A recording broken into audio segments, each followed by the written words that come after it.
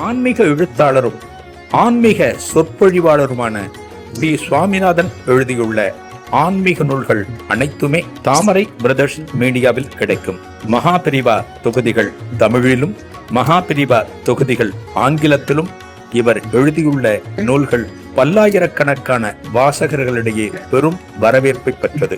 இவற்றை தவிர திருப்படி சரணம் உட்பட ஏராளமான ஆன்மீக நூல்கள் தாமரை பிரதர்ஸ் மீடியாவில் கிடைக்கும். ஸ்ரீ குருபியோ நமக. ஓம் காஞ்சிவாசாய வித்மகே சாந்த ரூபாய திமிகி தன்ன சந்திரசேகரேந்திர பிரச்சோதியாத். எல்லாருக்கும் நமஸ்காரம். மகாபிரிவா மகிமை அனுபவங்களில் திருப்புகழ் மணி அப்படிங்கிறவரை பற்றி நம்ம பார்த்துட்ருக்கோம். அவருடைய மனைவிக்கு டிபி நோய். அவருடைய மனைவி எங்கே அனுமதிக்கப்பட்டிருக்காங்க? மதனப்பள்ளியில். அந்த அம்மா ஹாஸ்பிட்டலில் இருக்கிறப்ப நோய் ஒரு பக்கம், நோயினுடைய வேதனை ஒரு பக்கம். அந்த அம்மாவுக்கு தெரிஞ்சு போச்சு, நம்மால் எப்படி பிழைக்க முடியாது, நாம் செஞ்ச கர்மாவின்படி இந்த வியாதியை நம்ம அனுபவிக்கிறோம், இதை தாண்ட முடியாது, இதை அனுபவிச்சு தான் ஆகணும். எப்படி இன்னும் கொஞ்ச நாளில் நமது உயிர் பெரிய போகிறது அந்த அம்மாவுக்கு தெரியுது. அந்த அம்மாவுக்கு தெரிஞ்சு கொடுத்து அந்த காலத்தில் வியாதிக்கு ஏற்ற சிகிச்சை முறைகள் அவ்வளவா கிடையாது. அந்த காலத்தில் இப்பெல்லாம் நவீன முறைகள் எவ்வளவோ வந்திருக்கு, எவ்வளவோ விஷயங்கள்லாம் இப்போ இருக்குது. நம்ம எவ்வளவோ முன்னேறி விட்டோம். இப்பெல்லாம் எல்லாத்துக்குமே மருந்து இப்போ இருக்குது நமக்கு. ஆனால் அந்த காலத்தில் எதுவும் கிடையாது. அதனால் அந்த அம்மா கஷ்டப்படுறாங்க. அந்த அம்மாவுக்கு தெரிஞ்சு போச்சு, தனது முடிவு என்ன ஆகும்னு தெரிஞ்சு போச்சு. ஆனால் அவங்க மனசில் என்ன ஒரு எண்ணம் உண்டாகிறது அப்படின்னா, எப்படியும் போக போகிறோம், ஆனால் இந்த உயிர் பெரியறதுக்கு முன்னாடி காஞ்சி மகானுடைய அனுகிரகம், நம்ம அவரை தரிசனம் பண்ணக்கூடிய ஒரு பாக்கியம் நமக்கு கிடைச்சதுன்னா நல்லா இருக்குமே அப்படின்னு நினைக்கிறாங்க. எங்கே இருக்காங்க? ஆஸ்பத்திரியில் இருக்காங்க, அனுமதிக்கப்பட்டிருக்காங்க. அவங்களால ஆஸ்பத்திரியை விட்டு வெளியில் போக முடியாது. அது போன்ற நிலை அந்த சமயத்தில். ஆஸ்பத்திரியை விட்டு வெளியிலேயே போக முடியாது. ஆனால் மகாபிரிவாளை தரிசனம் பண்ணணும், இது கொஞ்சம் அதிகபட்சமாக நமக்கே தெரியுது. ஏன்னா மகாபிரிவா மதனப்பள்ளிக்கு வருவாரா இல்லையா தெரியாது. மகாபிரிவா இருக்கிறது சென்னை பக்கத்தில் இருக்க. அந்த மகான் இந்த பக்கம் வருவாரா? இந்த பக்கம் வந்தாலும் அந்த மகானை போய் நம்மால பார்க்க முடியுமா? அந்த மகானுடைய தரிசனம் கிடைத்து விட்டால் இந்த ஆன்மா ஒரு நற்கதியை அடைந்துவிடும். அந்த தரிசனம் நமக்கு கிடைக்காத அப்படிங்கிற ஒரு ஏக்கம் இந்த அம்மாவுக்கு. எல்லாருக்குமே இருக்கும். எல்லாருக்குமே ஒரு ஆசை அப்படிங்கிறது, இந்த தெய்வத்தை நம்ம கடைசி காலத்துக்குள்ள தரிசனம் பண்ண முடியுமா, இந்த கோவிலுக்கு போக முடியுமா அப்படிங்கிறது பல பேருக்கு இருக்கும். இந்த அம்மாவுக்கு அதே போல ஆசை, பெரியவாளை தரிசனம் பண்ணணும்னு சொல்லிட்டு. ஒரு நியாயமான ஆசைகள், நியாயமான பிரார்த்தனைகள் எந்த ஒரு காலத்திலும் நிறைவேறிடும். நல்லா புரிஞ்சுக்கணும்.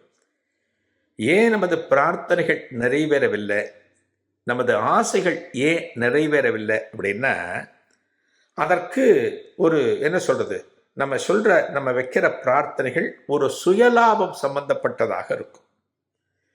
ஒரு பொது நோக்குடன், பொது லாபத்துடன், அதாவது பலருக்கும் பலன் கிடைக்கணும், எல்லாரும் நல்லா இருக்கணும், இந்த உலகத்தில் எல்லாருக்கும் எல்லா சௌகரியமும் கிடைக்கணும்னு நினைச்சு நாம் வைக்கக்கூடிய பொது பிரார்த்தனைகள் நிச்சயமாக நிறைவேறணும். இப்ப இந்த அம்மாவுக்கு என்ன ஆசை? திருப்புகழ் மணியோட மனைவிக்கு என்ன ஆசை? தன்னுடைய உயிர் பெறுவதற்குள்ள மகாபிரியவாளை தரிசனம் பண்ணணும். இது ஒரு நியாயமான ஆசை. நியாயமான ஆசைகள் எந்த ஒரு காலத்திலும் உரிய தெய்வங்களையோ சம்பந்தப்பட்ட மகானையோ அடைந்துவிடும். அந்த வகையில இந்த அம்மா வச்ச பிரார்த்தனை மகாபிரிவாளுக்கு போயாச்சு.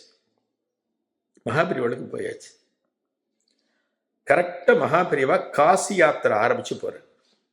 1932 மகாபிரிவா ராமேஸ்வரத்தில் ஸ்நானம் பண்ணினார். 1933 காசி யாத்திரையை ஆரம்பிக்கிறார். ஆரம்பிச்சு வந்த பெரியவா மதனப்பள்ளிக்கு வர, மதனப்பள்ளியில கேம்ப் இருக்கு. எப்படி பாருங்க, எத்தனையோ ஊர்கள் இருக்கு போற வழியில், வேற ஏதோ ஊர்களில் கூட தங்கலாம். ஆனா மதனப்பள்ளியில மகாபிரிவா தங்குற. மதனப்பள்ளியில மகாபிரிவா தங்கி இருக்கிற விஷயம் இந்த திருப்புகழ்மணியோட மனைவிக்கு போறது. யாரோ ஒரு அன்பர்கிட்ட அந்த அம்மா சொல்றாங்க, மகாபிரிவா இவ்வளவு தூரம் பக்கத்துல இருக்க, அந்த மகானை தரிசனம் பண்ணியாச்சுன்னா என்னுடைய ஆன்மா நல்ல கதியை அடைஞ்சிடும், எனக்கு அந்த கொடுப்புன்னு இருக்கான்னு தெரியல, என்னால் போகவும் முடியாதுன்னு சொல்லுகிற போது அந்த அன்பர் மடத்தில் மகாபிரிவாளுக்கு கைங்கரியம் செய்கிற ஒரு அன்பர்கிட்ட விஷயத்தை சொல்கிறார். எப்படிலாம் நடக்குது பாருங்க. ஒரு காரியம் நடக்கணும் அப்படின்னா அதற்கேற்ற சூழ்நிலை தானாக உருவாகும். நாம உருவாக்க வேண்டாம், தானாக உருவாகிடும். மகாபிரிவகிட்ட கைங்கரியம் செய்கிற அன்பர் இந்த விஷயத்தை சொல்கிறார். பெரியவா திருப்புகழ்மணி இருக்காரே, அவருடைய மனைவி காச நோயின் காரணமாக இங்கே இருக்கிற ஒரு ஆஸ்பத்திரியில் அட்மிட் ஆகிருக்காளாம் பெரியவா அப்படின்னு சொல்கிறார். சாதாரணமாக இந்த தகவலை சொல்கிறார்.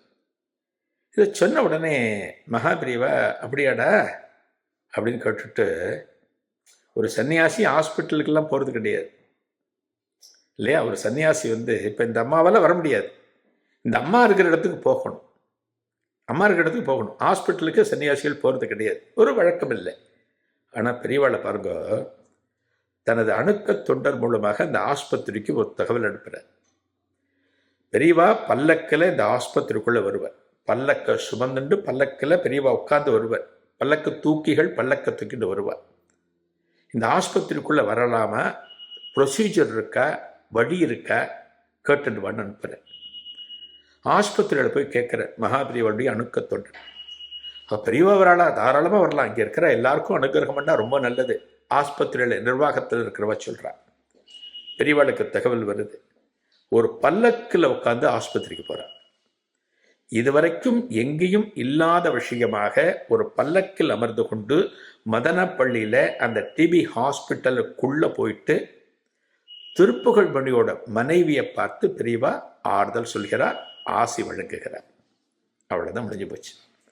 இந்த அம்மாவுக்கு மனசில் இருந்த அந்த ஆசையை பெரியவா நிறைவேற்றி வைத்து அந்த அம்மா இருக்கிற இடத்துக்கே பெரியவா தேடி ஆசி கொடுத்ததன் காரணமாக அடுத்து வந்த ஒரு சில நாட்களில் அந்த அம்மா பெரியவா திருவடிகளை அடைந்து விடுகிறார்.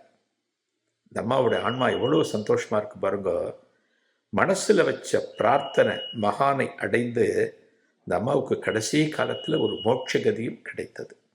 மகானுடைய அருள் இது.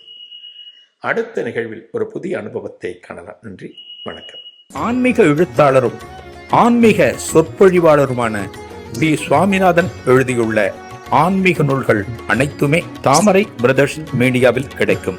மகாபிரிவா தொகுதிகள் தமிழிலும் மகாபிரிவா தொகுதிகள் ஆங்கிலத்திலும் இவர் எழுதியுள்ள நூல்கள் பல்லாயிரக்கணக்கான வாசகர்களிடையே பெரும் வரவேற்பை பெற்றது.